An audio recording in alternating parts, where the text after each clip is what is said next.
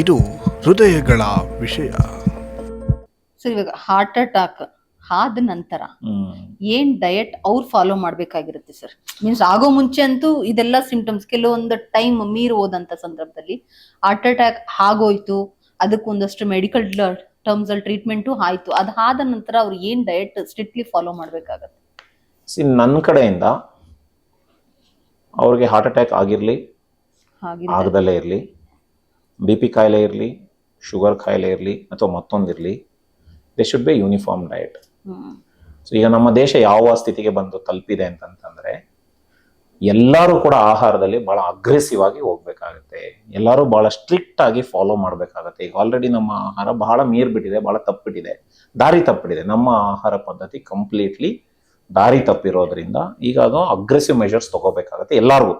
ಅದು heart attack ಆಗಿರ್ಲಿ, ಆಗದಂಗಿರ್ಲಿ, normal person ಇರಲಿ, ಯಾವ ಏಜ್ ಇದ್ರೂ ಸಹಿತ ಬ್ಯಾಲೆನ್ಸ್ ಡಯಟ್ ಅಂದ್ರೆ ಏನು ಅಂತ ತಿಳ್ಕೋಬೇಕು, ಅದ್ರ ಬಗ್ಗೆ ಮಾಹಿತಿ ತಗೋಬೇಕು, ಮತ್ತೆ ಅದನ್ನ ಫಾಲೋ ಮಾಡೋದಕ್ಕೆ ಪ್ರಯತ್ನ ಪಡ್ಲೇಬೇಕು.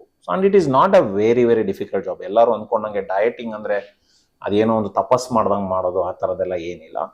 ಮೋಸ್ಟ್ ಇಂಪಾರ್ಟೆಂಟ್ ಥಿಂಗ್ ಈಸ್ ಹಸಿವನ್ನ ಗೆಲ್ಲಬೇಕು. ಸೊ ಹಸಿವನ್ನ ಹತೋಟಿ ಮಾಡ್ಕೊಳ್ಳೋದನ್ನ ಕಲಿಬೇಕು.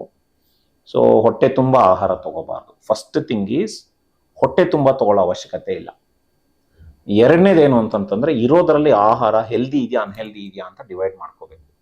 ಅದನ್ನ ಹೇಗೆ ತಗೋಬೇಕು ಅಂತಂತಂದ್ರೆ ಪ್ಯಾಕ್ಡ್ ಫುಡ್ ಇದೆಯಾ, ಅದಕ್ಕೆ ಏನಾದ್ರು ಕೆಮಿಕಲ್ಸ್ ಹಾಕಿದಾರಾ, ಅದು ಯಾವ ರೀತಿ ಬೆಳೆದಿದ್ದಾರೆ, ಅದ್ರ ಕಾಂಪೋಸಿಷನ್ಸ್ ಏನೇನಿದೆ ಅನ್ನೋದನ್ನ ಒಂದು ರಫ್ ಆಗಿ ಒಂದು ಕ್ಯಾಲ್ಕುಲೇಟ್ ಮಾಡ್ಕೋಬೇಕಾಗತ್ತೆ. ಆದಷ್ಟು ಹೆಲ್ದಿ ಆಗಿರ್ತಕ್ಕಂಥ ಆಹಾರ. ಮತ್ತೆ ಮೂರನೇದು ಈ ಪ್ಯಾಕ್ಡ್ ಐಟಮ್ಸ್ ಏನೇನು ಬರುತ್ತಲ್ಲ ಅದನ್ನ ಡೈರೆಕ್ಟ್ ಸೇವನೆನ ಅವಾಯ್ಡ್ ಮಾಡಬೇಕು. ಯಾವ್ಯಾವ ಆಹಾರದಲ್ಲಿ ಸಕ್ಕರೆ ಜಾಸ್ತಿ ಇದೆ, ಯಾವ್ಯಾವ ಆಹಾರ ಸ್ವೀಟ್ಗಳು ಜಾಸ್ತಿ ಇದೆ, ಇದನ್ನ ಅವಾಯ್ಡ್ ಮಾಡಬೇಕು. ಮತ್ತೆ ಒಳ್ಳೆ ಫ್ಯಾಟ್ ನಮ್ಮ ಆಹಾರಕ್ಕೆ ಬೇಕು.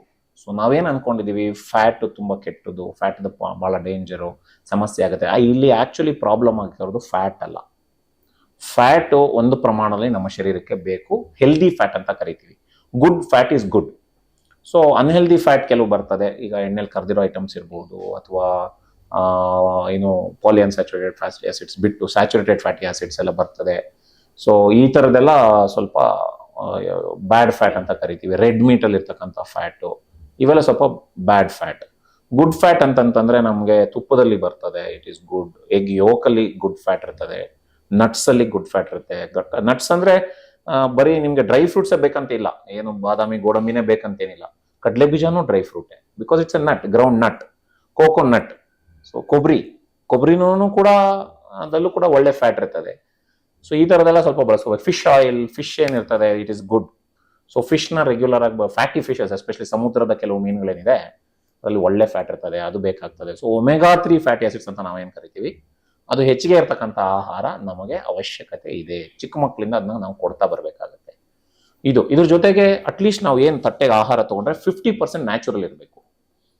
50% ನ್ಯಾಚುರಲ್ ಅಂದ್ರೆ ಹಣ್ಣುಗಳು, ತರಕಾರಿಗಳು, ಮೊಸರು, ಮಜ್ಜಿಗೆ, ಹಾಲು, ತುಪ್ಪ ಈ ಥರದ್ದೆಲ್ಲ ಬರುತ್ತೆ. ಸೊ ಅದನ್ನ ಸ್ವಲ್ಪ ಗಮನ ಹರಿಸ್ಬೇಕಾಗತ್ತೆ. ಮತ್ತೆ ಕಡೆದಾಗಿ ಪ್ರತಿನಿತ್ಯ ಅಟ್ಲೀಸ್ಟ್ 1 hour ವ್ಯಾಯಾಮ ಮಾಡಲೇಬೇಕು.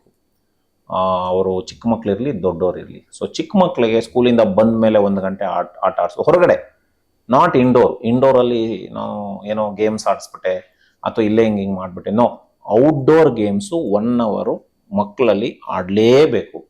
ಅದು ಅವರ ಮನಸ್ಸಿನ ಒಂದು ಬೆಳವಣಿಗೆಗೆ, ಫಿಸಿಕಲ್ ಬೆಳವಣಿಗೆ, ಮಾಂಸಖಂಡಗಳು ಗಟ್ಟಿ ಆಗ್ತದೆ, ಜಾಯಿಂಟ್ಸ್ ಗಟ್ಟಿ ಆಗ್ತದೆ, ಬೋನ್ಸ್ ಗಟ್ಟಿ ಆಗ್ತದೆ, ಪ್ಲಸ್ ಅವರು ಕಾಂಪಿಟೇಟಿವ್ನೆಸ್ ಬೆಳೆಸ್ಕೋತಾರೆ. ಸೊ ಅದೆಲ್ಲದೂ ಕೂಡ ಅವಶ್ಯಕತೆ ಇದೆ. ಇದು ಹೃದಯಗಳ ವಿಷಯ.